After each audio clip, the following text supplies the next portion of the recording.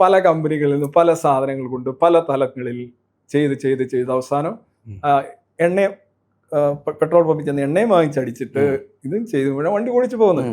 So this is a group of reasons, causes, factors, elements. This is something like an assembly. ഇപ്പൊ നമ്മുടെ ജീവൻ, ബോധം എന്ന് പറയുന്ന സാധനത്താണ്. ഇതൊരു അസംബ്ലിയാണ് actually. It's looks like a single unit, but still ഇതെല്ലാം ഘടിപ്പിച്ച് ഇതേ കണക്ക് പോകുന്നുണ്ട്. അപ്പൊ കാറിന്റെ തന്നെ ഒരു വീലില്ലെന്നുണ്ടെങ്കിൽ മറ്റേത് ഒരഞ്ഞൊരഞ്ഞൊരഞ്ഞൊരഞ്ഞ് പോകും. അപ്പം അതിന്റെ ഒരു പ്രകടനത്തിൽ ഒരു കുറവ് വരികയാണ് അല്ലേ? നമ്മുടെ ഇത് തന്നെ ഇതുപോലെ തന്നെ തലക്കൊരു അടി കിട്ടി കഴിഞ്ഞാൽ പെട്ടെന്ന് അവിടുത്തെ പ്രശ്നങ്ങൾ വരുന്നു. നമുക്ക് പിന്നെ ബോധമില്ല. പിന്നെ കുറെ കഴിഞ്ഞാണ് ബോധം ഉള്ളവർക്ക് തിരിച്ചു കിട്ടുന്നത്. സോ ഇല്ലാത്തവർക്ക് കിട്ടത്തുമില്ല. ഓക്കെ.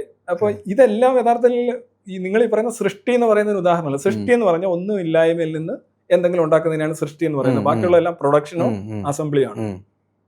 അപ്പൊ സൃഷ്ടി എന്ന് പറയുന്ന സംഗതി തന്നെ അസാധ്യമാണ്. ഒന്നുമില്ല. ഉദാഹരണമായിട്ട് ഇപ്പോൾ ഒരു കറുത്ത മുറിയിൽ നിന്നൊരു കൂരിരുട്ടിൽ നിന്നൊരു കറുത്ത പൂച്ചയെ എനിക്ക് കിട്ടിയെന്ന് ഒരാൾ പറഞ്ഞാൽ അതിന്റെ അർത്ഥം എന്താണ്?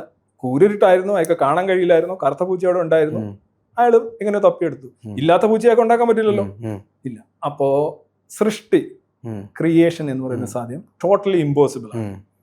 Only production and assembly.